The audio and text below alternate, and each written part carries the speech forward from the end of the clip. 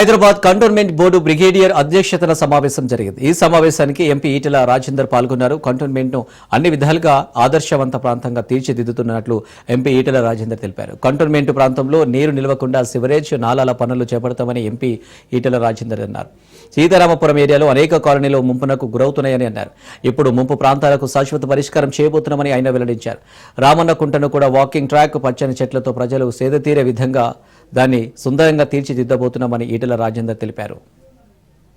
దరిద్రం ఉండే ఇక్కడ హుస్సేన్ సాగర్ పక్కనే ఉంది కాబట్టి ఆ 303 కోట్ల రూపాయలతో కంటోన్మెంట్ లో ఎక్కడ కూడా ఒక చుక్క నీరు నిల్వ ఉండకుండా ఆ వాటర్ స్టామ్ వాటర్ ని కానీ అదేవిధంగా డ్రైనేజ్ వాటర్ ని కానీ సివరేజ్ పైప్ లైన్ తో అదేవిధంగా నాలాలతో బయటికి పంపించే దానికోసం ఈ 303 కోట్ల రూపాయలు మెజారిటీ పైసలు దానికోసం ఖర్చు పెడతాం.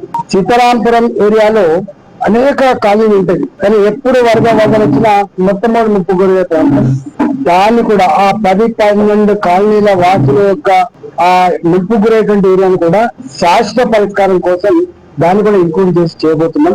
ఆనాడు గవర్నమెంట్ ఆఫ్ తెలంగాణ ఆక్షన్ పెడితే కొనుక్కున్న ప్లాట్ కూడా కొన్ని ఇబ్బందులు పాలవుతున్న దృష్ట్యా మాకు దృష్టికొస్తే అలాంటి వాటి గవర్నమెంట్ దగ్గర ఆక్షన్ తో కొనుక్కున్నటువంటి ప్లాట్లకు ఇబ్బంది పెట్టద్దని వాళ్ళకి పర్మిషన్లు నిర్వహించాలని చెప్పి కూడా డిసిషన్ తీసుకోగలిగింది. కంటోన్మెంట్ బోర్డు మీటింగ్ అయింది మొన్న.